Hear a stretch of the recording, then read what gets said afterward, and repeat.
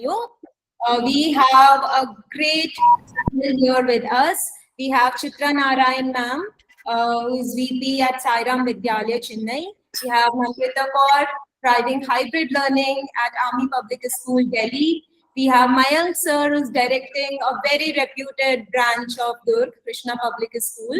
We have Shrishti Jha, who's academic director of KHM Group of Schools, again a very reputed school of Bhilai. We have Ritika Tyagi, who takes care of technology integration for Stella Schools of Mumbai. And we have K. Maheshwari ma'am joining us from Chennai, who is a mathematics expert, HOD, and a very active member of AMDI. So welcome all of you. Thank you so much, everyone. Yeah, good evening. Good evening. Taking out time today for this session. And I'm sure whoever is going to join us today or whoever is going to watch the session recording, they're going to get immense value from what we're going to discuss here. So with that, let's throw this open and start with a quick recap of the session so far. So this is the fourth one. We did 3 sessions earlier. The first one was specifically on the art of asking questions, the significance of asking questions at different stages of learning, at preparatory stage, at the formative stage, at the summative stage, then the diagnostic form of our questions, right? And then we also looked at what are some of the AI tools that can be effectively used to generate questions of different type, different Bloom level tagging. So that was a pretty cool thing. I think a lot of teachers loved it.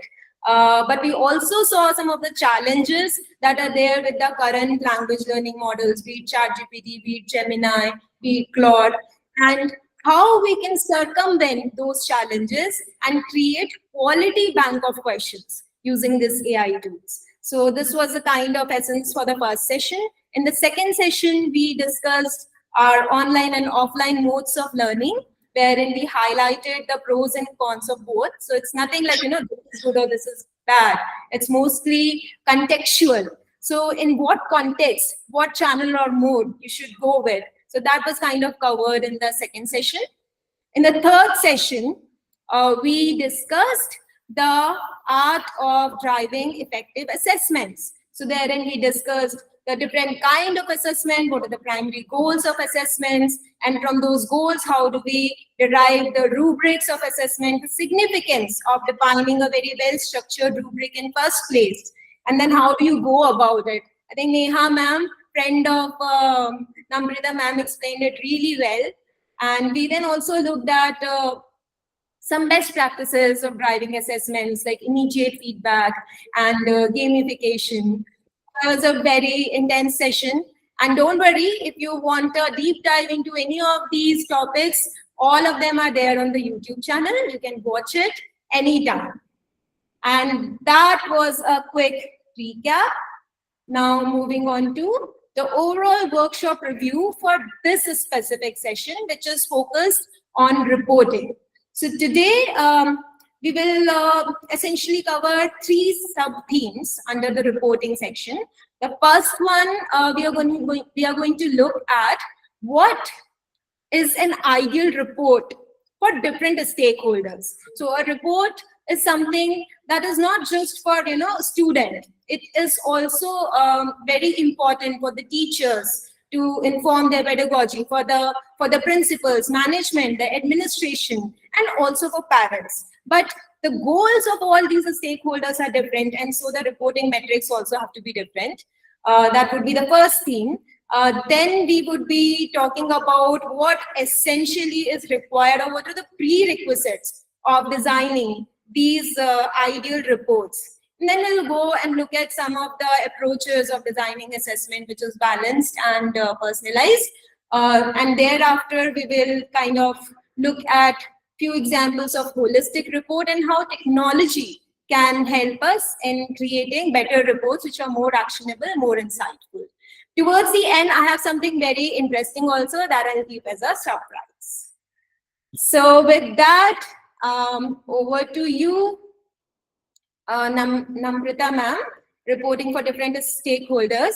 What's your take on it? I think we did have a very detailed discussion on this a few days back. So I'd love for you to kind of share that with the audience. Good evening, everyone. I am Namprita Kaur from APS Shankar Vihar. So, according to me, I would like to start with this quote that effective reporting transforms grades from mere numbers into those meaningful insights that empower the students, the teacher, management, parents, and also foster growth and success. So, today we will discuss about that crucial aspect of our education, which often doesn't get too much importance. I won't say it get unnoticed, but doesn't get so much importance. We plan, we make papers, we take tests, and we just hand over a simple report card to the student with just mere grades. So I think as educators, we are not just responsible for imparting knowledge, we're also responsible for monitoring, assessing, diagnosing, and communicating the progress of our students. So it is very important to report all the stakeholders which are involved in education. The very first being, I would take it as a management. Let us look at the perspective of how management has to, what kind of report can be given to a management, or what the management has to do with the reporting. So a school is a wide performance statistics. It is the management has to report to a broader community. It is a part of a broader community. So as a school, they owe the onus of providing the overall development of the child lies with the management. So if definitely reports are given to the management, the statistics are given to the management, they will be able to provide with more resource allocation. They will be able to do, like they will be able to know that what are the needs of the society, and how their school children are performing to cater to those needs. So as a management, it is essential for them to know that what their school is providing to the larger community. Apart from that, they need to do the strategic planning for their school, like what all are the practices that are doing well, and what are other schools doing well which they can adopt. So that report, if management is getting a proper report on how their students are performing, they can look into it and provide with better resources, maybe in form of technology, maybe in form of human resources, so that we also cater to a larger picture. And definitely benchmark practices are important in a report making. So it allows the management to understand how well the school is doing and where all the improvements are needed. Next, the parent. For parent, it provides a clear picture of the child's progress, its strength, and the areas where attention is needed. So may I have that slide, Shweta ma'am, where we have taken the... So we want to kind of give the hands-on activity towards the end. So we will just focus on the... Okay, fine. Ma'am, next slide for management, where we can show them some actual data. Yeah, sure. So this is a sample report for a management. This is a data for a whole school maths paper where it is written that how many students have participated and how many of the students were able to score between 90 to 95% of marks. And then the same data is shown in the form of a bar graph. Apart from that, what all areas of improvement are needed, that is written in the bar graph below. If such an exquisite report can be provided to the management, definitely they will be able to cater to the needs of the school, that what are the areas where the school need improvement that can be catered to. Next slide, ma'am. So for teachers, how important is reporting for us? We would think that we have made the paper, we have taught the students well, and now we have given the report card. What else can I do? There's much more which a teacher can do, and that is that the diagnostic report can be taken as a diagnostic tool for a teacher. For a teacher, the report can be individualized. The report can be first taken as a diagnostic tool. to know that where the class stands at all as a whole. If there are some topics where the whole class is lagging behind, then those topics can be taken again. So according to Bloom's taxonomy, what are the level of the questions that I have given? What are the questions that my children were able to perform? What difficulty level will they be able to perform? And what is the next level which I can cater to? Is there any topic which I can revisit? Because my students as a class haven't done well in that topic. So as a teacher, I can plan some teaching strategies based on those reports. It will also be a personalized report for my students if I identify the student's strength and weaknesses according to that report. Like if a child is failing in some topic or is not able to perform well in that topic, so the report might be able to reflect that, and a teacher can plan individualized study for that child, for that student, according to his capabilities. Oh, someone said that the volume is very low. Fine. It's in the device. For me, it's fine. I think we'll just, maybe minimum you can just look out if there's something with your device. Otherwise, it's fine. You can go ahead, Namrita, ma'am. Yeah, so for teacher, definitely a detailed reporting serves as a diagnostic tool. It also help her to identify the learning gaps between the student, if there are any, and the further strategies which she is going to develop that can be based on these reports. Do we have an example of that teacher's report?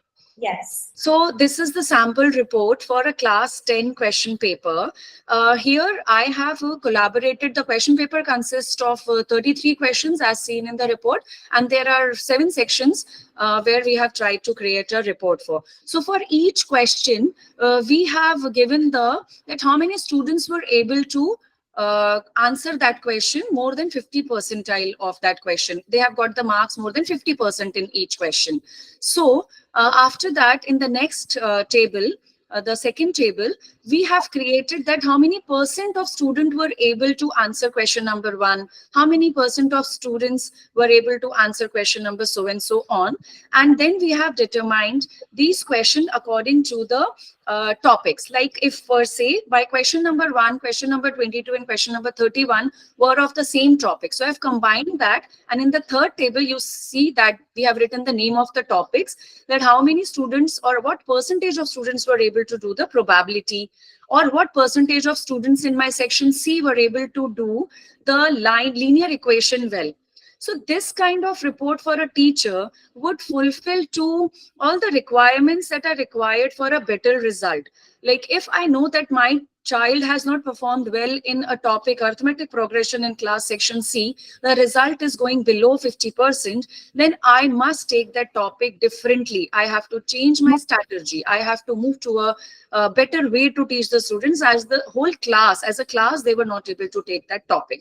Or maybe I have to improve the method, or maybe I have to cater to give a different kind of question set paper to them.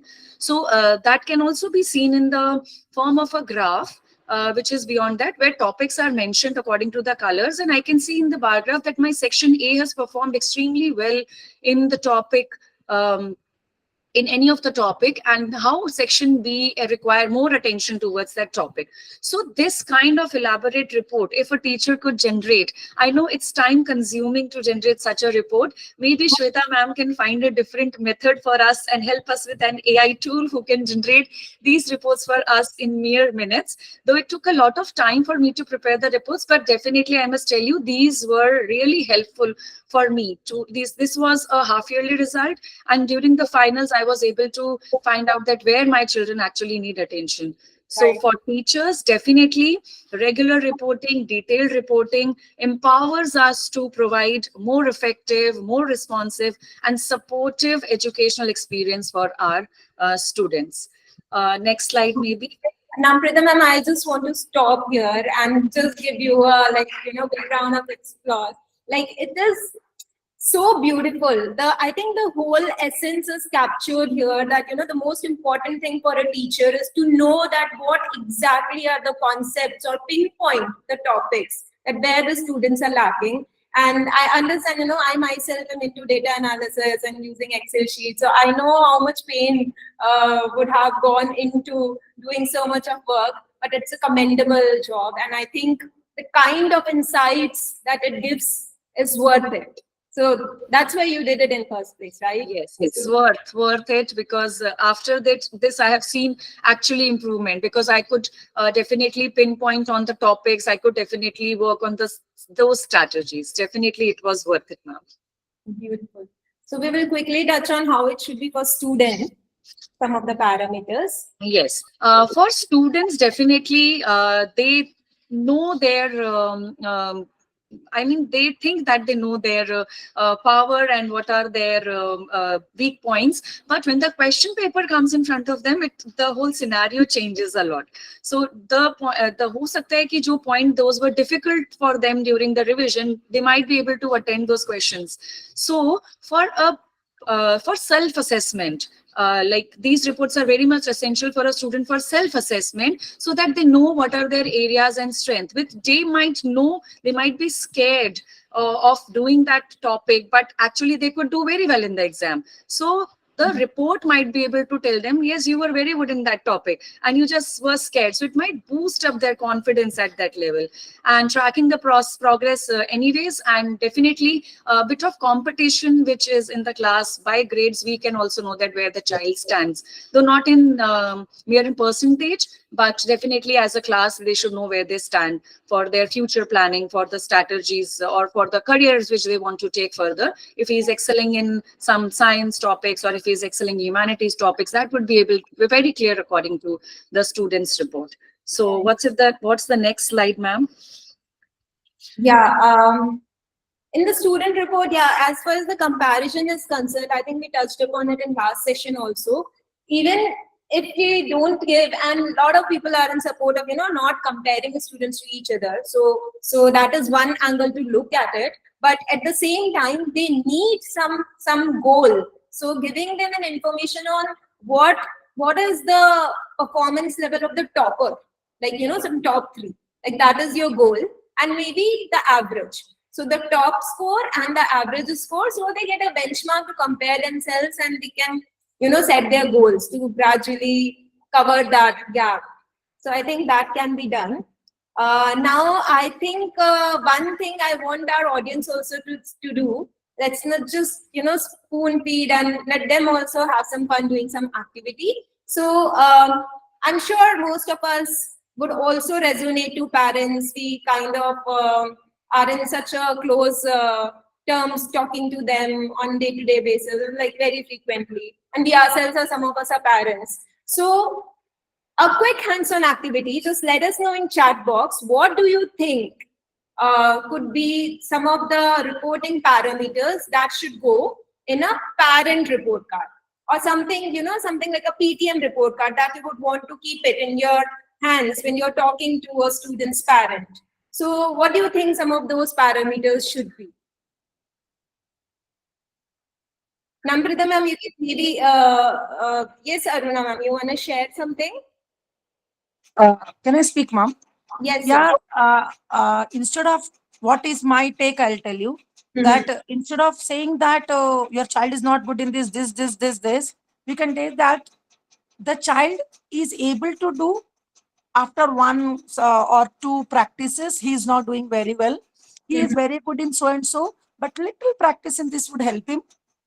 What I feel that I put it like that in the paper, so that the parent doesn't feel bad that the child is not doing anything. The first and the foremost, they never want us to speak all those things. So they feel that, okay, my child is good at some point, only this point I have to work on. So that would be what to say, a positive feeling. And you can even say that, sir, your slightest cooperation will be highly appreciable. So let us work for your child in this aspect, so that he will do some good things. In that way, we have to put it in a very positive way. The negative also, you have to put it in a very positive manner. That is what we do it in our anecdotal record when we put it in front of our students. So I feel that would be the better. I felt that is my take from this particular session. Right. Tripti ma'am, you want to add something? Yes, ma'am. Here, I just want to add on, though I have written in a message also, that our report card as a parent, I want to see that what human values my child has, or how he will be a good human in the upcoming days or in his future.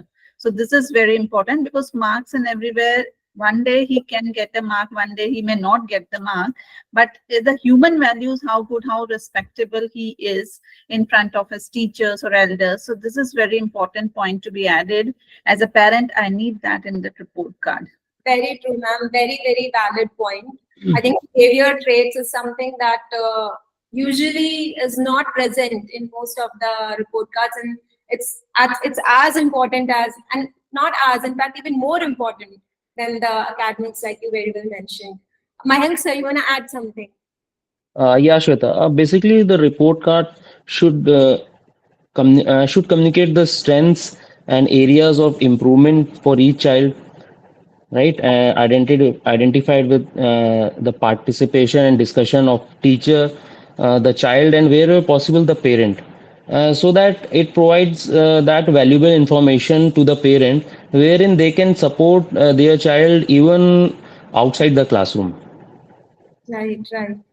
I think that pretty much covers. Maybe I would just add to it the kind of support, the external support that the student might need after the school. So maybe he's lacking in certain topics, and he is much below average in the class average. And there, the teacher cannot actually, help more, because the teacher has to look at the performance of overall class. So where the student needs that special attention, so either they can give that, or they can arrange for a home help, some study help, some tuitions, etc. So I think that is something that should definitely be highlighted.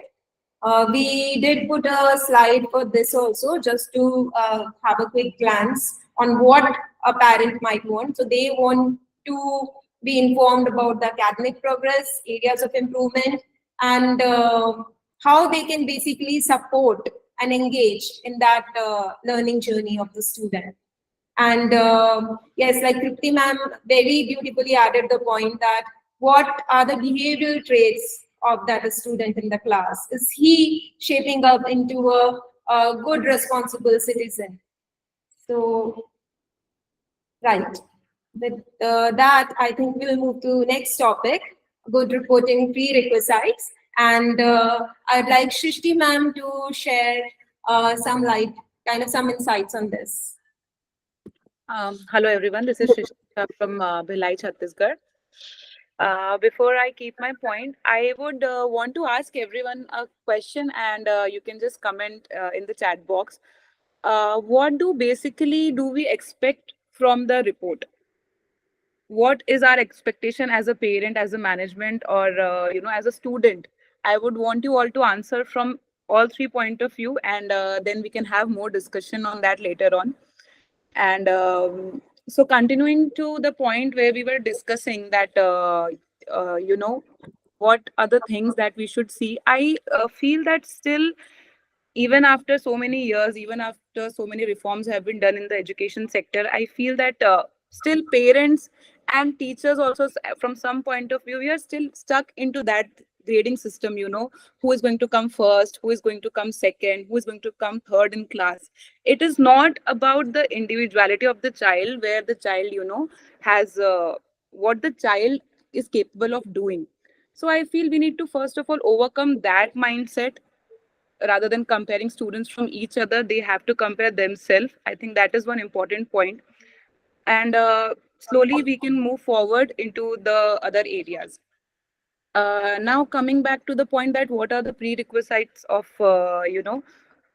taking an assessment or creating a report. I feel when a teacher joins a new school, first thing is the teacher should understand the school system, because every school's way of taking assessment and grading system is different.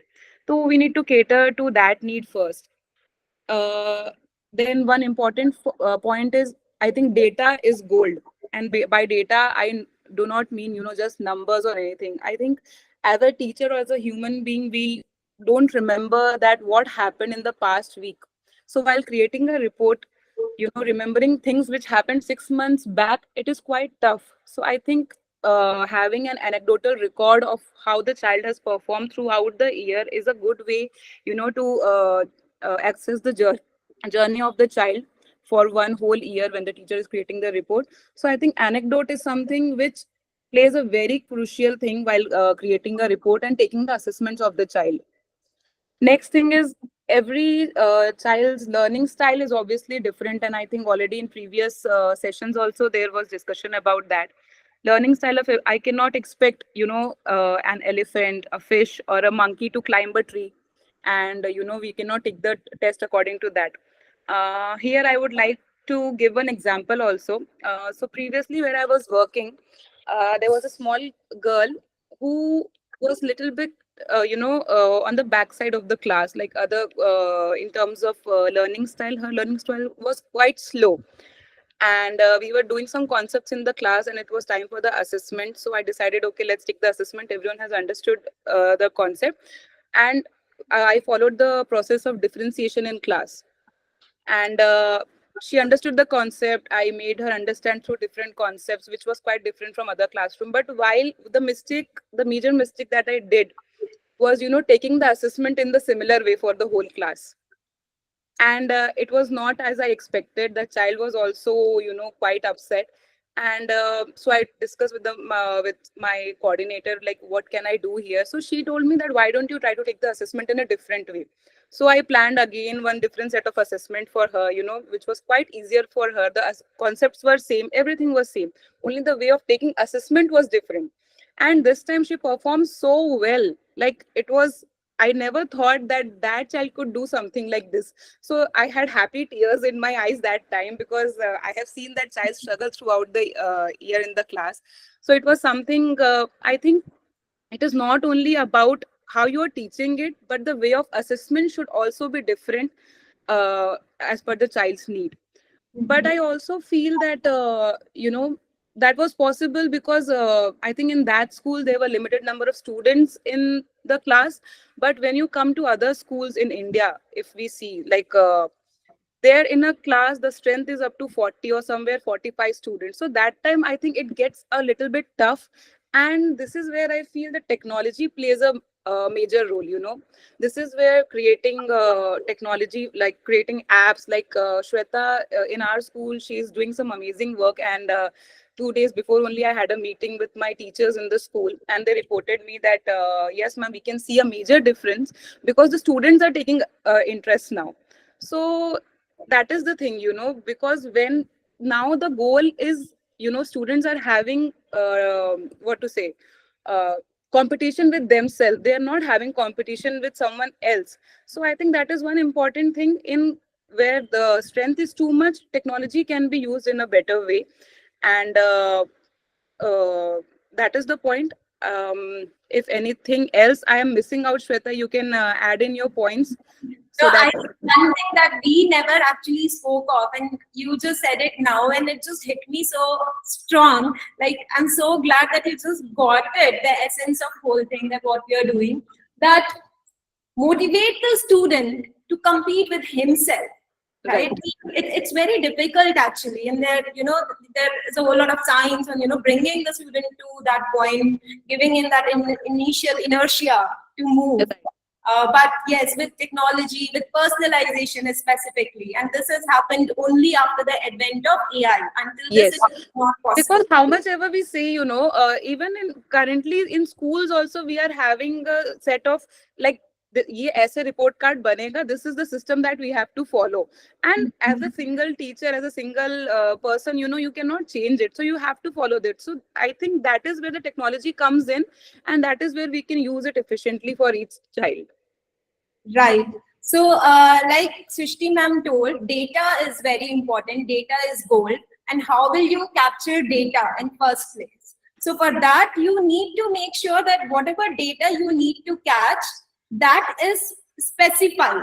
If it's Yes. not specified, then how will you catch it? That means that every question that you are using for assessing the student, for diagnosing, for preparing, for anything, those questions should be tagged properly. Because ultimately, from those taggings, you will be drawing the insights. And these are some example parameters on which the questions should generally be tagged.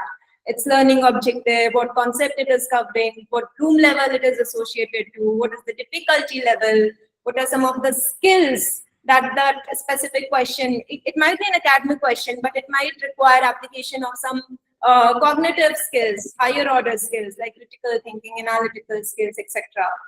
So apart from this, there could be a lot more parameters. It just depends on how detailed or granular reporting you want, and depending on that, you would decide how many parameters you want your questions to tag on. So it can be contextual, like depending on what is your requirement. So let's do a quick hands-on activity here. Here is a simple question on your screen. What is the chemical formula of water? And let's try and do some tagging for it. Whatever keywords you think are relevant for this question, that you would tag it on. So you can have good insights later. You can write it out in the chat box, or you can unmute and you can share what you feel. So go ahead. I think to start with, I would say this is definitely science. So that is one tag I would say. Chemistry, that is another tag I would say. H2O, chemical formula. I think the learning objective is that learning objective would be understanding chemical formula of common substances. Then it pretty much looks like a remembering kind of question. So I might go and tag it with Bloom level 1, because it's not requiring me to apply something or deduce something out of it. What else? So maybe I will also go back and share some of the example parameters here. And so we get some help on how we can go about and tag it. I think estimated time should be less than a minute. It's a remembering question. Difficulty level is easy. I might give it during the formative phase of the assessment. So let's go forward and see like some of these tags, how you can tag a specific question on different parameters.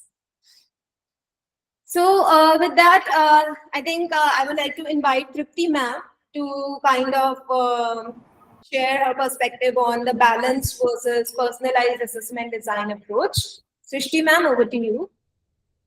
Thank you, Shwetam. This is Tripti. And there is Srishti also and Tripti also. So almost similar. So thank you very much for this. And this segment here I have taken as a reporting for different type of assessment, right?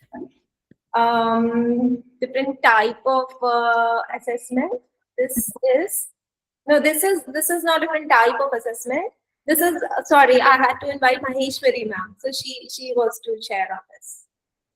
Maheshwari ma'am, over to you. Yes, ma'am. Yes, ma'am. Good evening, everyone. Yeah.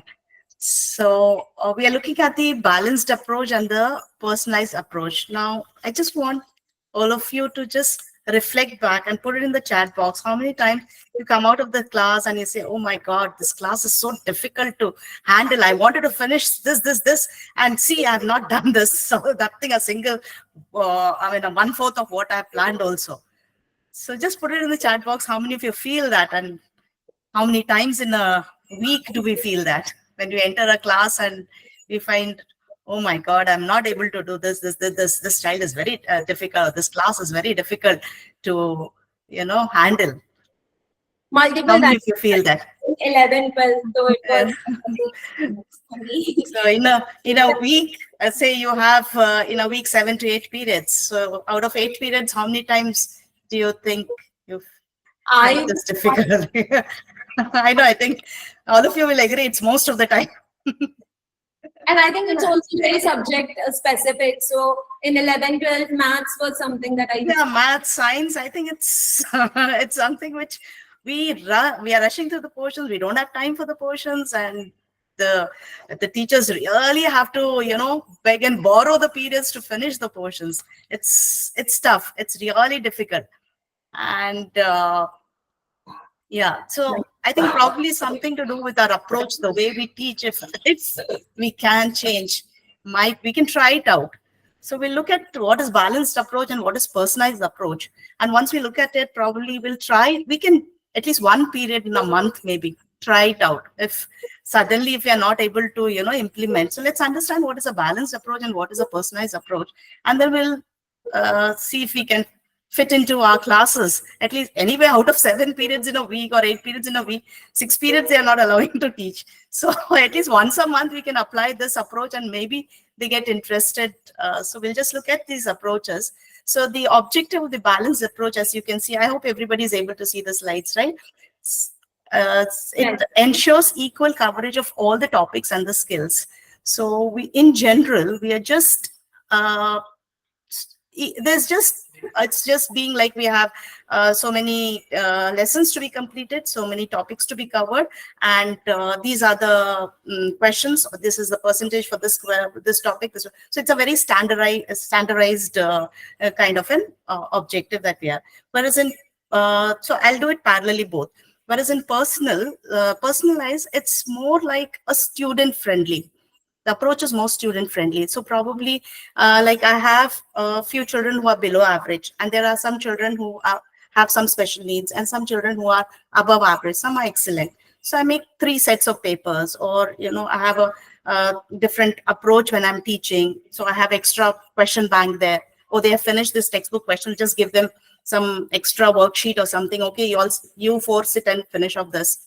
So the others are focused on that questions which you are, so they don't disturb the class. And there are one which are very, very like, average and are not able to understand, or below average. You give them something very simple. I know it's very difficult. It's not possible in all the classes, but at least once a month we can try. Probably they'll start loving our classes to some extent. They'll come up, okay, I understood this topic at least. That way we can try it out. So the question distribution in the same way, in balanced approach, it's evenly distributed. All the questions be the type and the difficulty level and everything. Here it is again student friendly, so based on the student need. So when I make again 3 sets, so probably I'll give this one set to those students who I feel a little below average. Second set I give it to the above average, and third set I give it to the, so set ABC I've made. They know it's 3 different sets, but they don't know whether it's, I've made it like easy and medium and difficult. So when I'm distributing the problem, probably we can give it that way to this. So that approach would help them. So that is what I feel. And flexibility, the balanced approach, yes, it's less flexible. You can see there is hardly any flexibility because it's a standardized structure. Whereas personalized, it's more flexible. And yes, we need to see, anyway, we'll make 3 sets. So why not try out this way? Or maybe some other assessment that you're doing it once a month, you try out this way, it will help. It really helps. And it's highly flexible. So the students, instead of, learning nothing and losing the interest because they don't understand, that's the reason why the classes are disturbed, because they're not able to understand. A group of people, they don't understand anything. So they don't know. Whatever you're teaching, we don't know. So what do we do? So probably this way they'll take some interest in, okay, working out something which they know. So that will help. The feedback is, there's a general feedback applicable to all the students when it's given in the report format, or to the parents, or so. Whereas in the personalized, it's specific. It's again, okay, your child has this, like your calculations, or it will be your high order thinking has a difficulty in, is able to do these kind of questions. I'm because I'm a maths teacher, I'm being more specific with maths. Otherwise, for English, it could be grammar or comprehension, or it could be passage. He's not able to comprehend the passage. He's good with literature, or he's good at writing skills. So it can be more specific. So that way. And so the child also knows, and the parent also knows, and that, okay, fine, these are the areas which he or she has to develop and, can work on it. The assessment frequency also, in balanced approach, it's very regular and scheduled. Like there is this class test or cycle test or periodic test, or assessments or term exam. Whereas in personalized approach, it's left to the teacher. Teacher can take as per only when the student is ready. Suppose it's like the whole class has to write today the chapter 1 test, and I have assessed it and it's given the marks. One child gets 0, the other one gets full mark. One gets some 3-4 marks, and those who have got less marks, we'll give another test for them. You can try it out that way. So the child will say, okay, I want a re-exam. Okay, fine, you stay back after school for another half an hour, 15 minutes, 20 minutes, and write an exam. your test. Maybe we cannot, reschedule the exams at most of the time, but at least the class test we can, tell them, okay, fine, we will give it to you as a re-exam. So I know there are problems with this also, because how can you give this child a re-exam and you can't give my child a re-exam? The parents will come and fight. Even that is there, but there has to be a lot of understanding then we'll have to talk to the management or the teachers, parallel teachers, or, all that has to be put in place before we implement. That is also there. I know Right. teaching has become a very, very challenging profession now, actually. Right, right. So, So it's also to take a lot, right? You creating 3 sets for a class versus set versus. I know we usually create. I think most of the schools do, because 10th and 12th board exams do have these set papers. So I think the term exams and those, I think most of the schools do. But if the resources and time and effort becomes 3 times, so doing 3 No, sets. we actually we also have something called as inclusive education. So what we do is, there are children who write in the learning center. Those who are below average or need some help, they write in the learning center a different paper. There is something called as question bank. So we give them a question bank. So some people, it's different for each. I know it's time consuming, it is difficult, and there's a lot of we have to involve a lot of other, there has to be an understanding with the management, the teachers and parents. So this Again, but that is yeah. So yeah. I think one very clear and very And evident. resources, sorry, I'll just complete that. And or you want to add something here? No, please go ahead. Yeah. So assessment frequency, then coming to the resource allocation also, there's uniform. Like all the students get the same activities, the same in the balanced approach. Now, in the personalized approach, there's a child who doesn't need an activity for understanding, say, for example, in maths, could be linear equation, because he's brilliant. He has done it. So give him one worksheet to sit and solve of a very high level. And whereas the other child can sit with that kit of linear equation and solve it, or algebraic tiles. See, there's a child there's a group of students. You can divide it into groups when you're doing the lab activity. A group of students don't need that activity of a plus b the whole square. It could be class 7, 8, 9, whichever you're working out with a plus b the whole square. So that group of students can work on a HOTS question or a competency-based questions. Whereas the other set of children can work with the algebraic tile to understand what is a plus b the whole square, or a minus b the whole square, or a plus b the whole cube, because that itself is difficult for them to understand how is this, where is the 2ab coming from, or minus 2ab. I'm sure there must be maths teachers who are able to understand that children write a plus b the whole square as a square plus b square. How many times we tell, they don't understand. So probably that activity, when they do it, visualize it. And same thing with the grammar. And suppose most of the teachers are facing, it could be with science. So we can categorize the children when they have a lab activity, they can focus more on activity, and the others can do their HOTS. And, we can divide them into 2-3 groups. I think it's possible. So now you can go ahead, Sweta. Yeah. Yeah, I I telling something. Yeah. with a kind of sum it up, like what I gather when I see all these differentiation points between balance and personalized, that one is more optimized for less time, less effort, and Yeah. more on the lines of, you want to rank the students, you want to know that who stands where, right? The balanced approach. So you give a Yeah, standard. but Sweta, I'll tell you here, what happens is, in everyday regular classes, when we're taking this, it's very, I go and I'm in control of the class. I have to control the class. You have to listen to me. In that, we are trying to put in more efforts, and we don't control the class. Children are not listening. But when you do a little personalized approach, the children are interested. It's less of efforts, actually, less of efforts when you start. It's just the beginning or initial phase that will take some time, actually. Right. So everything is good about personalized, that it gives, pinpoint, it can pinpoint that what exactly the student needs. It's just that it's little more resource intensive to implement, and how much personalization you do. You can do only so much. Like, okay, you'll create 3 sets, 4 sets, 5 sets, but what kind of effort it would take to personalize it for every student? So that is impossible when it's a big challenge. Actually, it's a big challenge. But once we start doing it probably, and you see the change in the students, okay, they are interested, you also get motivated. Okay, it's working out. So yeah, so now maybe you can throw some light on what are some of the parameters on which we can personalize a specific assessment. So I only will continue this, or is there somebody else? Shall I continue?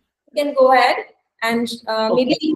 Fine. Yeah. So the parameters of personalization are like the interest. Sometimes a child may be very good at a reasoning skill, may not be good at the maybe the calculation part. He's not very interested in the calculation. There will be somebody who's interested in algebra. I'm sorry that I'm giving more of maths only. It could be in their science. Somebody interested in bio or physics or chemistry. So based on the interest, and you have seen in the papers also when they solve it, they give more. They get more marks in that particular area. So depending on the interest also, we can personalize. Interest can be very useful is to make questions more engaging for the students, like so they want to attempt it. So if like someone Actually what happens when the regular tests, which are standardized tests, like you cannot make changes there. So this could be where you make the lab test, or it could be your cycle test or small test or a class test. That is where we can incorporate all these things. Actually cannot do it on for the term exams, or which has to be a standard for everybody. So but I think because this is more student centric and this approach focuses more on the learning of the student and not so much on the student. So it's more appropriate for the formative assessments, the personalization angle. Right? And I think these are just some of the parameters. There are parameters just like the other parameters which we here also I would like learning curve and forgetting curve. That also, if you I mean, all of us do remember what we learned in LKG, UKG, those rhymes and everything. But what we have learned last year, or that they won't remember. The students won't be able to remember. That's because it's not just that they forget, because of the repetition. That every day they repeat, right? That is also there. That also plays a role. So when you before going on to the next topic, summing up, and after summarizing, again going back to that topic, there at times we don't have time to go back to the topic. So that also is there. And learning curve, each one has a different way of learning. I would say learning methods are different. I think everyone is a different kind of learner. Correct. So a different way in which they want to approach things. And the attention and focus also varies. Like if it's just monotonously you're working out some questions, there'll be some who will be interested, some are interested in a different way of learning. So that's yeah. So I think that's very interesting. Maybe we can move on to the next segment, reporting for different types of assessment. Sure, Kriti ma'am, please, over to you.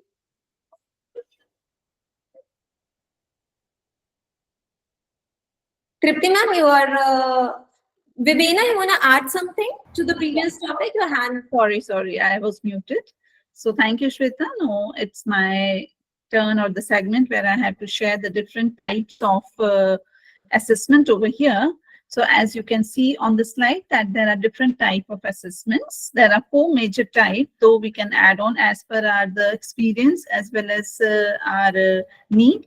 So 4 major type of assessment, as we can see: preparatory, formative, summative, and diagnostic.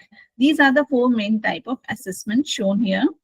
Starting with the preparatory assessment, first of all, what is the purpose behind this preparatory assessment? As we know that all the partners which have shared right now, it is related to that only, that this preparatory assessment, it is used to prepare the students for upcoming objectives or their learning goals. And preparatory assessment also help us to know or to gauge their prior knowledge and understanding, and to identify the areas where students need additional support. On this basis, they set the benchmark, right, for their future learning. And how we can design this preparatory assessment, it all depends that we can prepare a small quiz or test to assess their prior knowledge, or we can have some games or interactive activities so that we can engage the students and gauge their understanding.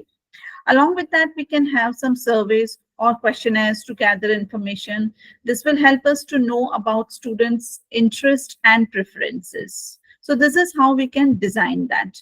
So for example, a maths teacher we do have here. So maths teacher, what she will do, she'll plan a small quiz on the any particular topic, and on that basis, she'll come to know about the concept or the understanding of that child. So this is the first step, or the very simple type of assessment. Next comes the formative assessment. Now, the formative assessment, as we can know that what is the purpose of this formative assessment? Anybody wants to add on here? Formative assessment? Not formative, but I think preparatory, one important objective also becomes making the student curious, or stoking his that, like, so he is excited to learn about the topic. So Very right. making students, and maybe for that we can have some open-ended questions which just nudges them to kind of think, but there is no right or wrong answers to those. Very right. We can start, we can develop the curiosity with that, and this is how we will come to know about their prior knowledge. Right. So coming to formative assessment, and this formative assessment is used to monitor students' progress, and we provide feedback during the learning process, right? And basically it tracks the students' progress towards their learning goals, and we identify the areas where students need additional support or practice. And accordingly, we can inform or give instructions, and we can adjust our teaching strategies. This is about the formative goals. Basically, this is the purpose of this formative assessment. Now the question comes how we can design them, how we can plan the formative assessment. So basically, the one common funda of formative assessment is that it is actually the ongoing and the continuous assessment. It is not necessarily the pen paper type of thing or something we just judge on a particular day. It is actually ongoing and a continuous assessment, which includes classwork and homework assignment, which may include the scores of quizzes and tests we have taken in between. Also, it includes the observations, not only by teachers, but yes, by the peers also, their behavior also, everything included in this formative assessment. Anybody wants to add on here, or I see hand raises. Vivena, do you want to add something? I see a hand raise, or is it by mistake? I think we are okay with this. Do you agree with me? And Mohua ma'am is raising her hand. Actually, formative assessment also gives a guideline to the teachers where our teaching strategy loopholes are there, or if we need to add on to any methodology, or we have missed a group of learners who could take our learning outcome. I feel so. Right, very right. Thank you, ma'am, for sharing. And here, just like an example, I can give you that suppose an English teacher, she gives every day a writing practice to students, and she give a different types of writing patterns to judge the progress of the students. So it is a simple example related to the formative assessment. Next, the third category of assessment is our summative assessments. And yes, summative assessment is slightly, though we should not give this as a type of exam fear or phobia to the students, but this is something where we evaluate students' learning at the end of the lesson or the unit or the course. So this is a type of test, but yes, we should not pressurize our children that this is your test or this is your exam. And this summative assessments we take to evaluate students' achievement of learning goals, and we can determine the grades or the level of their proficiency. In the same way, we can, once we have taken the test or any exam or the summative assessment, we can provide a progress of that child in a form of a particular data. That gives us the record of summative assessment. This can be in any form, any way we can take it. And suppose what are the different sources of summative assessment we have, or the different ways of designing it. So it is very simple, which is very conventional also we can say. where we take a unit test or the term exams like half yearlies or final term exams.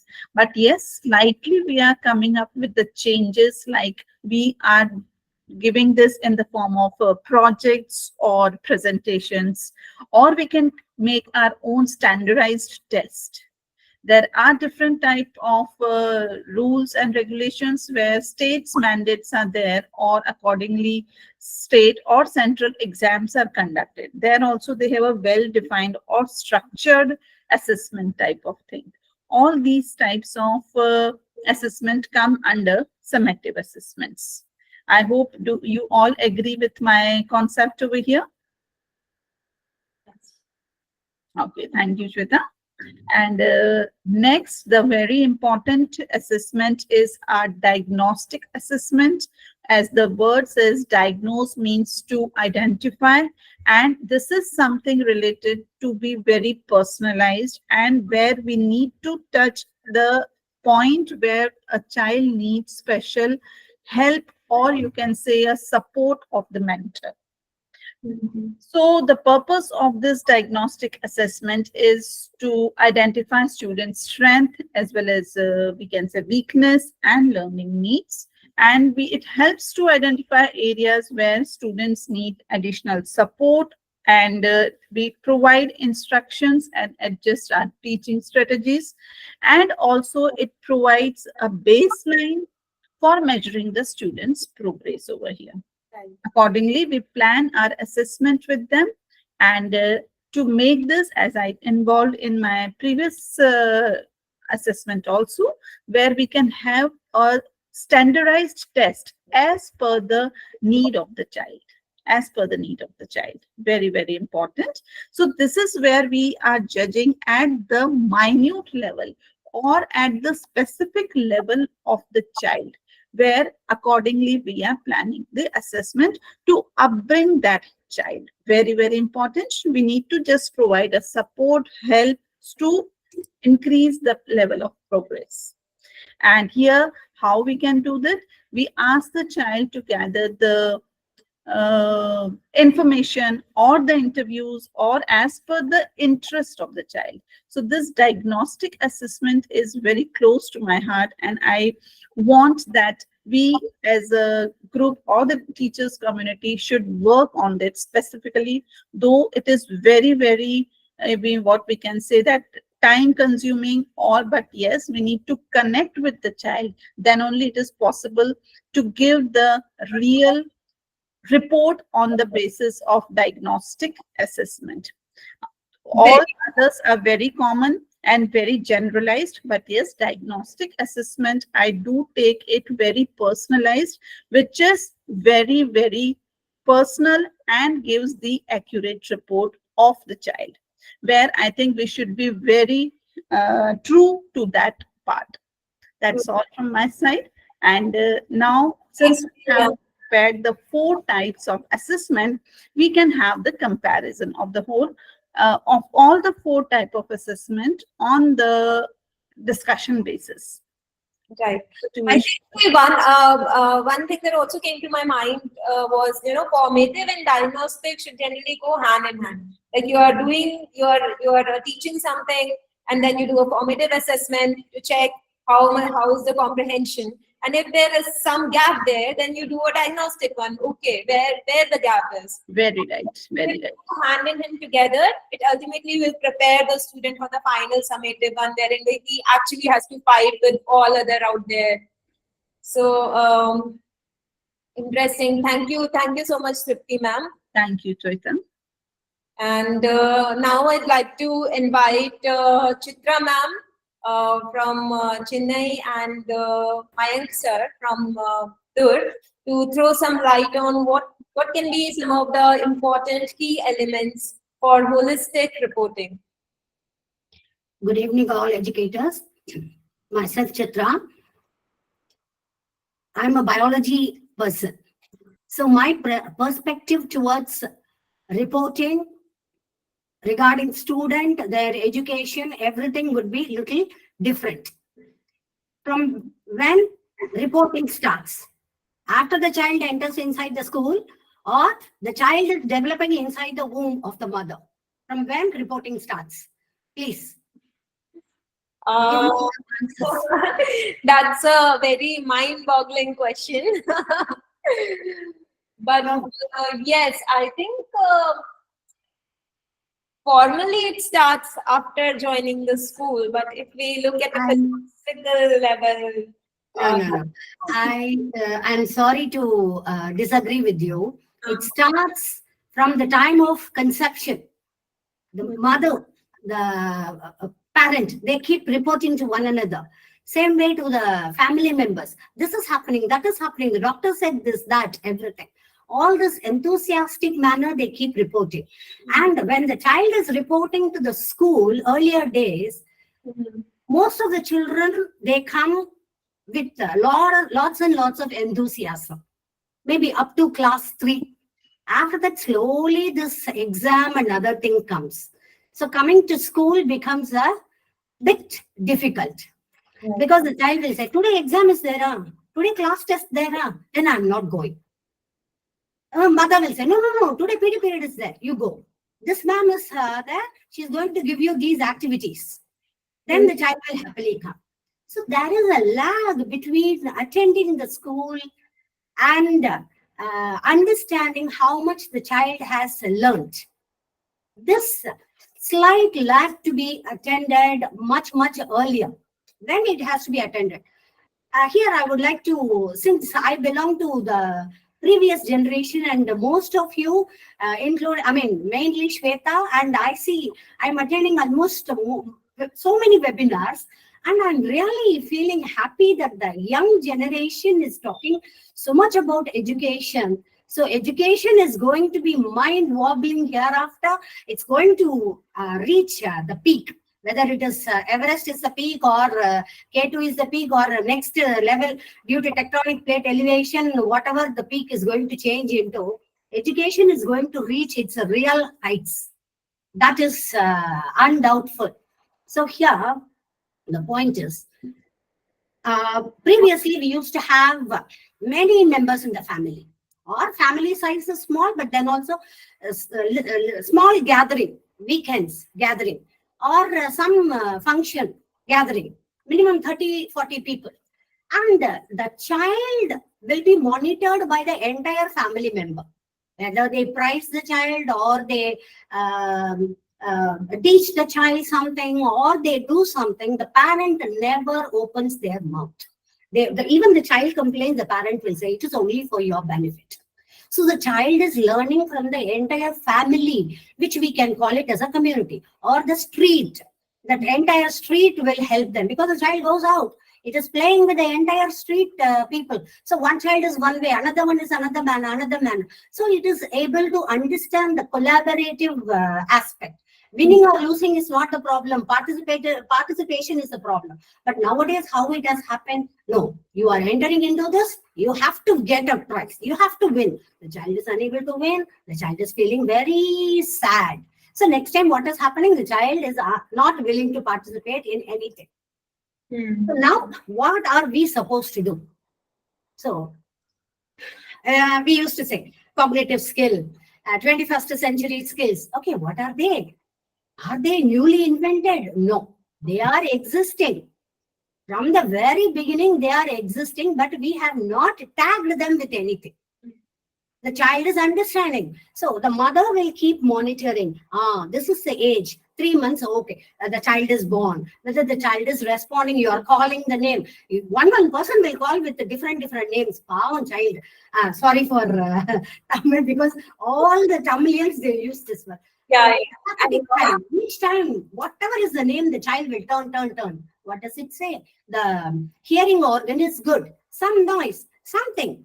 And some smell, the child refuses to go to the that person. So like this, the child is learning. So learning starts from the time of birth. So slowly it keeps on improving. So repeatedly, when you want to teach something to the child, you keep telling repeatedly, what is your name? What is your name? What is my name? Etc. etc. So repetition, that improves memory, and everybody used to give attention to the child. Some people, they keep clapping. So the psychologists, they say, don't clap for everything. That will give a kind of negative motivation. In a crowd, if somebody is not clapping, the child will feel dejected. Child will feel insulted. So over encouragement is not good. Less encouragement also not good. So attention. From where they will get? Family. First, to begin with, they will get. Here also another problem. First child, more attention. Second child comes, attention is deficient to the first child. So they will say, my child is having sibling rivalry. What the child knows about rivalry? You treat both the children same way. Get one toy for this child, another one you get for the other one. You give one age appropriate, you do. Give one beating to the elder child, give one beating to the younger also. Scold. Equally you do. Then that is what is called attention. Because brain, the chemicals that are secreted in the brain is involved. We are sitting in front of a machine. Okay. In front of us is a machine. In front of the machine, another machine. That is a technological machine. Okay. We are biological machines. Right. So how your operating system is operating, our operating system also is operating in a definite way. So attention is given, memory by repetition, and the language. How it is incorporated. Some children, they read the sentences from the book. Nothing the child will understand. You call the child, make him, this is what has happened yesterday in the remedial class. The child is coming and asking, ma'am, what is the meaning for this? It's a genetics topic. I told her in a very simple term, this is what is this? It's getting translated. That's, oh, that's much, ma'am. I kept on reading 10 sentences. I'm not able to understand. So put it in one word so that the child will understand. Rest, whatever she writes, accordingly. Then reasoning, why I should do. I have a brilliant student. He is sitting. Full concentration is in class, but he won't be looking at you. He will be turning towards the window, but he will be listening. Exactly what I speak, he will hear through the auditory organ and it will be processed. But his eyes will be outside, but his brain will be thinking. Several compartments in his brain and all the compartments are working. How you have this filing system, everything, and the AI gives information. Whatever you ask, accordingly it gives. Same way. So I call the child, see, it is okay. I know, I understand that you are concentrating, but I need some kind of appreciation. As a teacher, I need. So please look at me. So I am reporting to the child. I'm telling the child. This is one. Another, next. So you have to reason out why you should do. What are the consequences? You don't listen to this. You don't do your formative, summative, this and that. What will happen? That you have to say. If you reason it out, it is good. Then the processing speed. You shoot out a question. Some kids, immediately they give you the reply because their internal memorygram, I mean that the synapses, the junction, the neuronic junctions are firing just like that. Electrical firing is going on inside. Circuit is very good. So immediately the child is able to talk. There are some children, they have to really, oh, teacher has asked a question. So whenever I make a child get up, I will say, repeat the question. The child will say, ma'am, you please repeat the question. Wonderful. So here is the problem. I will say, so you haven't paid enough attention, so you do not know what is the question. When you don't know the question, how will you answer? So here is the question, you tell me. Then immediately the child will say. Right. So, am I very fast? No, not fast. But Yeah. we will And have then- another minute because it's already time. So we I will. know. So what I would like to say is, instead of saying this child is over smart, this child is average, this child is below average, this child is best, the child cannot do. Let us not tag any child. Let us not brand any child. We let us understand what is their ability. Okay, like visual. Most of the children, they are learning from the YouTube. The child says, ma'am, that animated movie I saw, ma'am, it's very easy. From then onwards, I have started playing animated movie. Teaching, PPT, animated movie, or vice versa. So all the cognitive domains come. Then, talking about the 21st century, what is extra? the main C, critical thinking, creativity, communication, collaboration, etc., etc. Other than that, as we know, global awareness. For that, we are incorporating in the school SDG goal. Why are you incorporating SDG goal? What is SDG goal? The child doesn't know. You say for your generation, the next generation, this SDG goals give you the understatement. These are the do's, these are the don'ts. Then coming to media literacy, and then this technological literacy. They go in, keep on watching certain things. They will first say, regarding education only I'm going, but they will end up in something. It happens to even us. We start going for something, it ends up. So that way you have to say flexibility and adaptability. This is another. So nowadays the school timing starts much earlier. It ends much earlier, not only for the student, even for the teacher. So we have to mentally prepare them. This is what is this. For this only you are doing it. All these things. And very important, everybody is talking about cognitive. There is another skill which we are often forgetting, the affective skill. Shweta ma'am, it is the attitude. We are using this word. See the child, how much attitude the child has. The attitude, that word is being demoralized. We are not using the word in the appropriate manner. The child is showing so much of attitude. What is actually attitude? It is the emotion, it is the value, it is the empathy, it is the self-awareness what the child has. So if the child is empathetic, automatically it will be empathetic to others. It will show empathy. So self-awareness is very, very important. Here only comes what I can do, what I cannot do, what I am capable of, how the other person is doing something extra than what I am capable of. So all these things, when we consider all these things, when we make the child understand these things, after that there is no need for remedial class, there is no need for separate assessment for this child, that child, this child. Everybody will come into the mainstream, because now what they are doing, they are understanding their capacities, and with interest for their own self they are learning. Now another system is that the parent wants to become a doctor, unable to. So they are pushing the child towards getting the medical seat. I am unable to become the engineer. I want my child to be engineer. Or in my family, there are so many engineers who are in different parts of the globe. I want my child. But this child is quite comfortable with a very normal art group, want to draw or something. So here we are imposing our ideas on the child, which is really pathetic. And what is there is a triple E engineer, my student only. And since he is my neighbor, no power supply. So what is the problem? Don't know. Ma'am, I don't know what is the problem. I said, you have completed triple E. You are an engineer, electrical, Yeah, I know. It is something like that. So the electrical electronic engineer is unable to find out what is the problem in the electrical circuit. It's only the fuse. So found out. Do you know to change fuse? I do not know. That is the state of education. So we have to make the child realize. This is what my emphasis, and that I want everybody to have in mind. So we have to first report to the child in order to bring in the whole 360 degrees throughout development. Thank you. Thanks for the opportunity. Thank you, Chitra ma'am. Very personal experience is very interesting.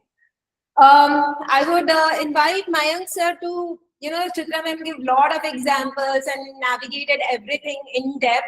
So for our audience to kind of, grasp it completely, can you just concisely talk about how a holistic report should be? Yeah, sure, Shweta. First, I would like to thank Chitra ma'am for, first of all, bringing that human factor in, like the views of the parents from the family side. How does that work, right? Because here we are putting in some very fancy words, but they are already existing. Like how we are judging a child at home, where there are many family members to cater to, who are judging from different angles. But that's what we are trying to do here in a holistic report card, right? So which will not measure only the academic performance of a child. It will check the how the child is progressing in their interpersonal relationships, right? How whether they are self reflecting or not, and how their creativity is growing, and how much they are emotionally attached, how emotionally how much they are applied in the curriculum. So basically, we are moving away from traditional reliance on marks or grades, and we are trying to do a comprehensive 360 degree evaluation. So that's what a holistic is all about. So as Chitra has beautifully said, that we are already doing at home, but that environment has to be created in our education system, in our schools also. And being myself from IT background, I know that this throws lots of data. And when see, the basic issue is not about creating processes, good assessments that every teacher is trying to do. And also for that matter, CBSE is coming up with many initiatives, trainings, so that they become more better in that. But finally, Shweta, it is throwing lots of data. And from my IT background, I see a single teacher cannot handle, especially with so many students in a class and having so many types of assessments, so many data.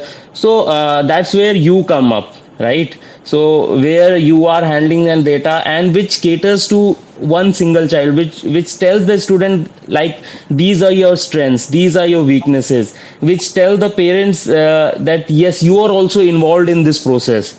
Okay. And where parents are also integrated into the assessment process uh, from various aspects. So I like it is said, all ends that ends well. So with all these assessments, with all this, the reporting is the final key. That's the final paper which comes up, which tells the student how to go about it. The parents, they are sitting at home, they are doing nothing what's going on in the school, but with the best kind of reporting, and with AI integrated into that, I feel that the final culmination of this holistic report card will be complete, and it cannot be complete without that. uh, just to sum it up, the indicators of a report card, which finally a holistic report card should cover, I think they should tell whether the student is a knowledgeable student or not, whether they have conceptual understanding, whether they are good inquirers or not. They have nurtured their curiosity, whether they have developed skills for inquiry and research, whether they have become good thinkers. So whether they are using critical and creative thinking skills to analyze and take responsible action. These behavioral traits should reflect in a holistic report card. Whether they are principled, whether they are acting with integrity and honesty, with a strong sense of fairness, so to say. So and whether they are open minded. So these behavioral traits, I think, holistic report card should be covering, and also we should culminate in a report card telling them where their career inclination is, like from picking up from their behavioral traits and from their academic performance. It should tell the parent like, your child's strength are in this area. Your child should be moving towards these career goals, that they would be better. So I'll just adding to Chitra ma'am's overall human touch, plus the IT coming in. I think that holistic report will be complete once we factor in all these things.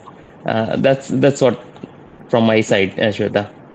Thank you, Mayank sir. I think one very nice analogy that's coming in my mind as far as reporting is concerned is, so the whole education, all the stakeholders in the education system, be it parents, teachers, we are putting in effort, and report is like a compass. So we know that in which direction we need to put this effort, right? So it's Right. most of Right. it, right? And ultimately, the goal of the whole education system is to prepare the student so he can stand on his own feet, support the family, support the country. So basically, the profession or the career that he's going to make out of it.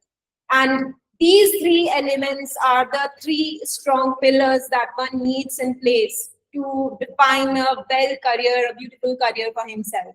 The academic knowledge, the cognitive skills, be it reasoning, be it attention, focus, working memory, or be it the behavioral traits, that how is the grit, how is the consistency, right?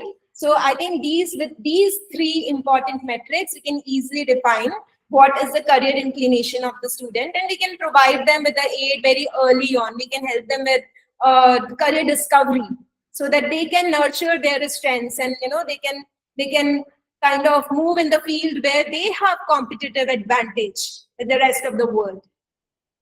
So with this, I would like to show a real report of real students, and this is the actual data of the students who were kind of who participated in a summer slam contest. So throughout the summers, we were running some competitions and contests on the Neo Student app, wherein thousands of students participated from across the country.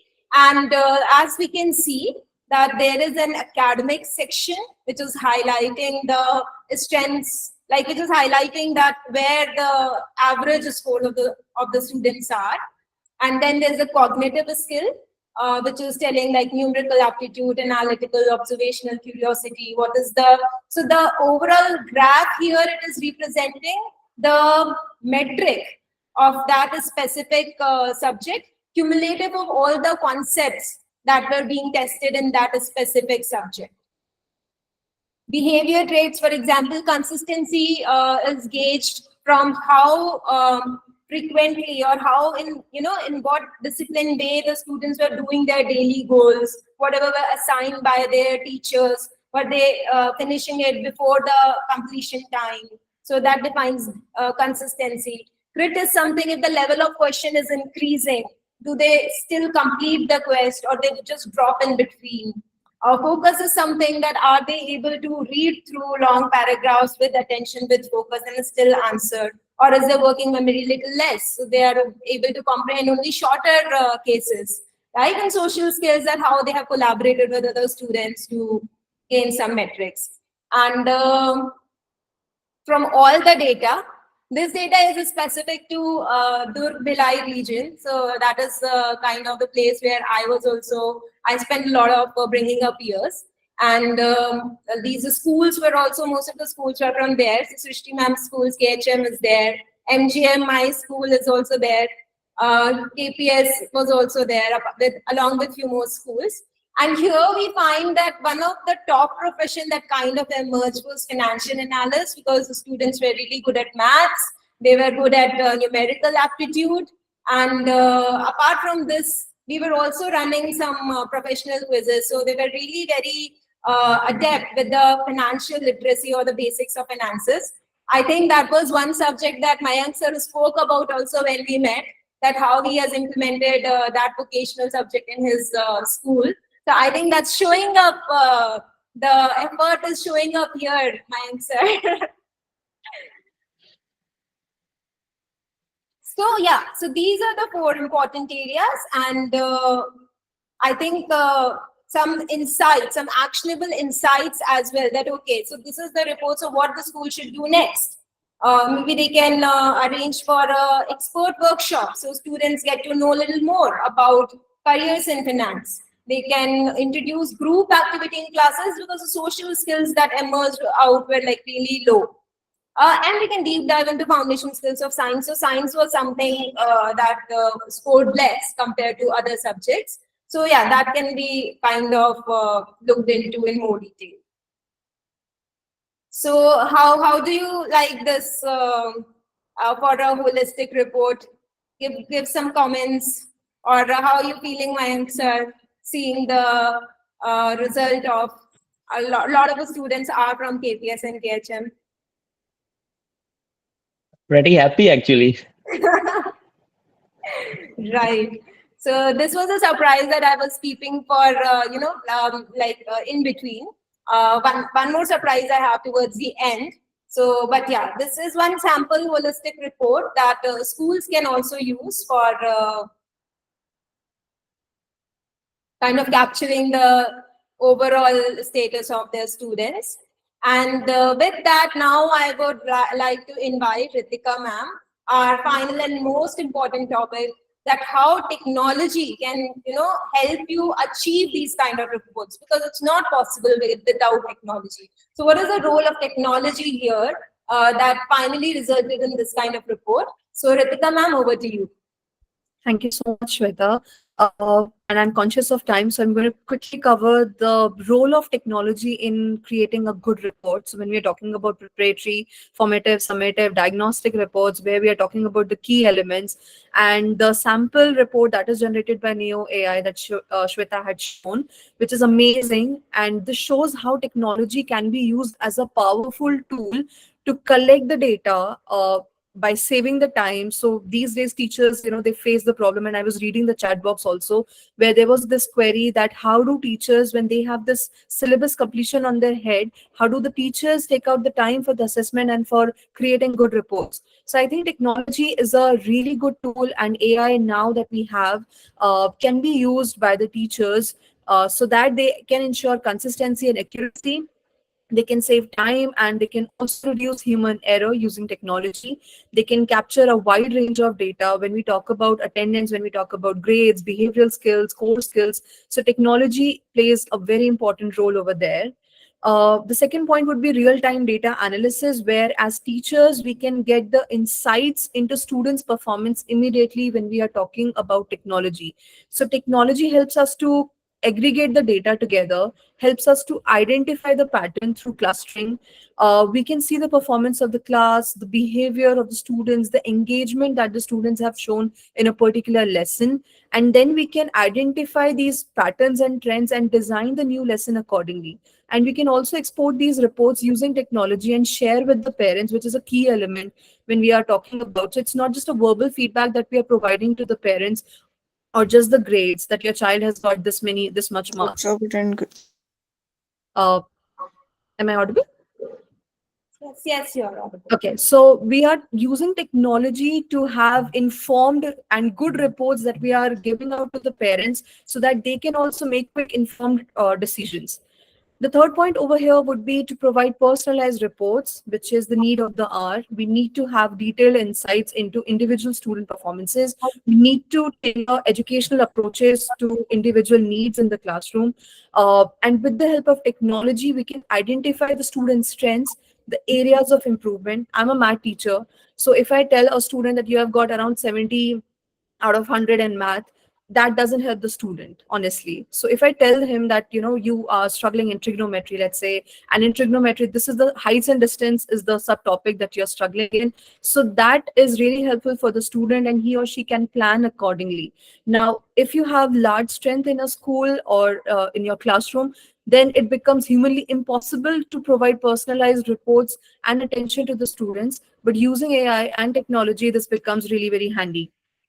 The next point that I would like to cover over here is drawing behavioral reports and core skills using technology. So when you use AI, when you use technology, it helps you to track and analyze behavioral data along with the academic performance. So you're looking at their academic result, you're looking at their grades, at the same time you're looking at their behavioral data. For example, like how Shweta had shown in the report that the child is more inclined towards certain skills or core skills, then we can provide them the essential abilities or trainings in that particular area only, instead of providing everything in one go. So you can identify their underlying issues, you can help them using technology. Last but not the least, you can convert the objective scores to meaningful subjective guidance using technology. So you have the raw data as teachers or as leaders with you, and you are analyzing this data, converting it into actionable insight, so that you can help out the students as well as the teachers and the parents as well. So you can provide constructive and supportive feedback, which I'm a big fan of. Using technology, using AI, you can provide effective feedback, personalized feedback, digitized feedback. And in my school, I have seen this, the voice feedback and verbal feedback also really matters for the students. So this is something that can be done using technology very easily within a less span of time. And I would just say that I'm sure you all must be using technology. So if you have the right tool, right AI tool in your hand, the job becomes easier and we can provide support to each and every student in the classroom. Right, right. Shweta, would you like to add anything to it? Yes, I think one very important advantage of technology is you can now do personalized reports, personalized assessments, and personalized reports that were not possible before. So, in addition to all the 4 points that we discussed, and yes, I think with that we can probably look at some of the technology generated actual report cards, that how technology can enable to so these are some screenshots from our teacher reporting site. So you, at one glance, you get to see how much is the syllabus covered, what is the preparedness of your students from how much over the syllabus is covered, and this is derived from the competency level as per the Bloom's taxonomy level. There are AI insights for the teachers. They get to see an overview of, okay, how many formative assessments they drove, what was the submission rate, how many worksheets were sent, and the most important part, areas of improvement and areas of strength aggregated at the class level so that the teacher can optimize for the whole class, right? And then there are certain specific students also who probably need little more attention. So those can be kind of, teachers can be notified about those students. So they can go and see the individual report of those specific students who need attention. So there's a list of all the students, and then there is a student-specific report also, which the teacher can access just in one tab. So the average score and submission of the student, how much effort he is putting in, what is the competency across different topics or learning objectives of that specific subject. What are his specific areas of attention, and what are his strengths. And then teacher can also look at the overall chapter-wise preparedness at the class level and at the student level. And now this wouldn't have been possible without the AI technology. Similarly, for a student also, a quick overview of how the reports can be for students, pretty playful and engaging and gamified, and you get to give them immediate feedback, like as soon as they are attempting the assessment or the worksheet or the quiz, they get an immediate report on it. Okay, what are some of the topics that they have mastered? How many students are they outperforming? That's some encouragement. And then on, like, just at one glance, they get to see their overall mastery level, their progress with time, and then how they are in the important metrics that we arrived at just in the holistic report, their academic skills, their core skills, what are the specific, so we can be more specific also, we can give drilled down reports that, okay, in academic skills, what are the competencies across different subjects, and we can drill it down further also. So just in the interest of time and space constraint, I'm just putting some few screenshots here. And I think this is something that all of us know, that how the underlying technology is kind of working. So we have a personalization engine that captures the parameters we discussed already. So the personalization parameters that we discussed in the previous slide, your IQ, aptitude, learning curve, forgetting curve, interests and behavior of the student, all those things. And then a LLM model, which is trained on the curriculum and the NEP guidelines and all the best practices, the pedagogy. So then it converts this curriculum in a consumable format for the student in a personalized way, and then pushes out that. And then when the students attempt it, with every attempt, the persona is updated and the teacher gets those reports. So this makes the overall feedback cycle very compact and very, quick to run. So you can run it on daily basis, and you can drive formative assessments in true sense, and doesn't take much time. It hardly takes about less than 30 seconds or just about a minute to trigger that loop, that feedback loop.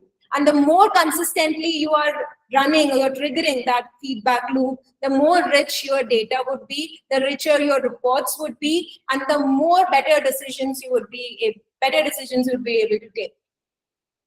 So benefits are like everything is automated with the help of technology.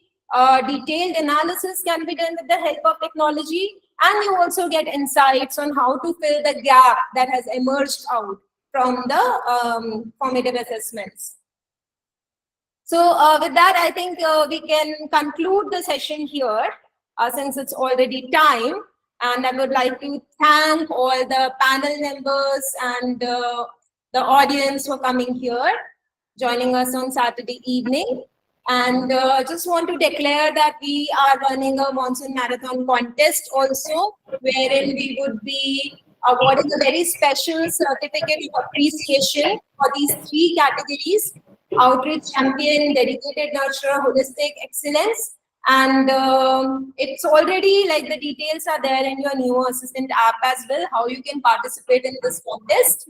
And yes, those who are probably new in the session have come for the first time, you can download the app from here and try it out.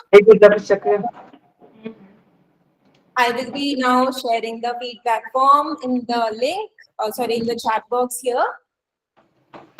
Meanwhile, if anyone has any doubts or who wants to see a demo or who wants help with installing the app or doing one, trial worksheet, I think somewhere this someone's mic is, I'll just put it on mute. That's good.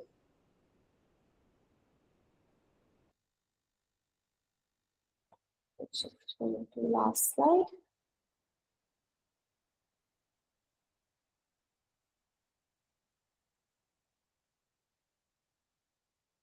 I'll leave it here. So those who want to try out, they can scan this QR code. And for any help or assistance that you need, you can join this Educator Circle WhatsApp group where you can connect with me directly. And if you have anything that you want to kind of discuss or know more about, we can get in touch. And yes, I have to share the feedback form now.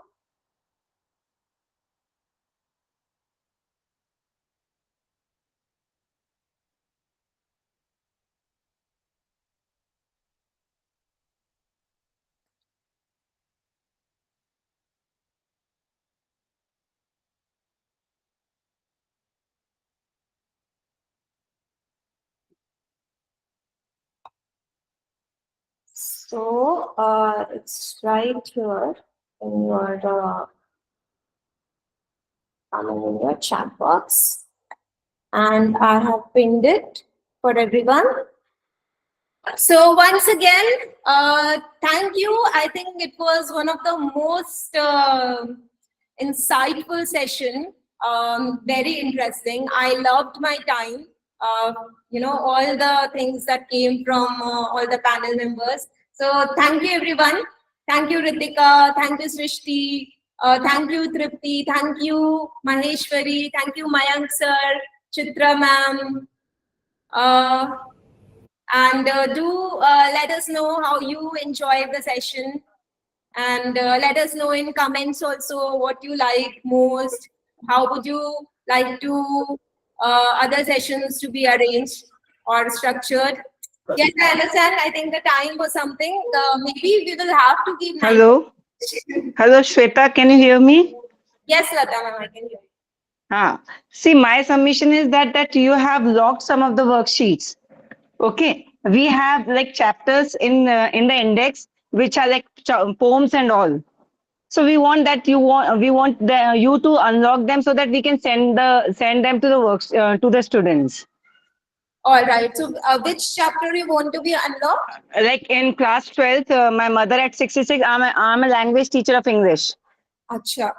Okay. So like you have like many are they say unlocked, but right now like as per UT exam, UT assessment and all, we want to send them according to the index and according to the syllabus given to the students, because we cannot send them at random. No, we want like as revision worksheets also we are sending, and that's what we want, that some worksheets should be like unlocked Specific as per the index, class 11th as well as class 12th.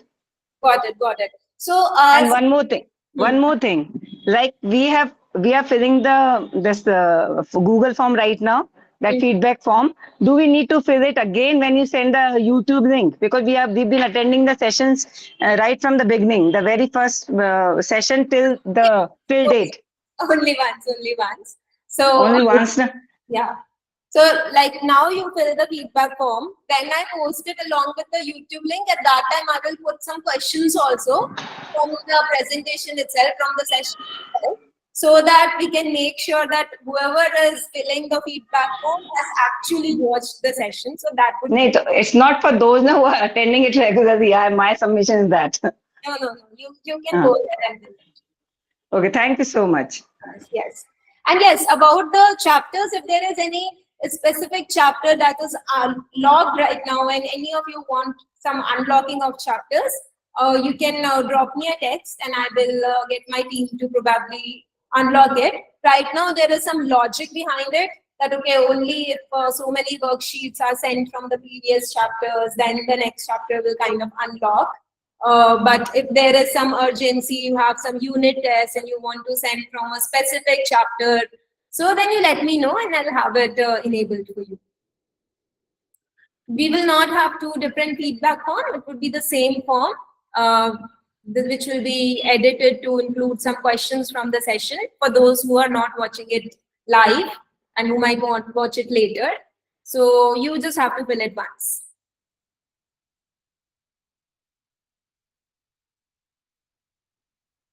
Got it. So, all right then, I think we will stop recording. We will stop this as well.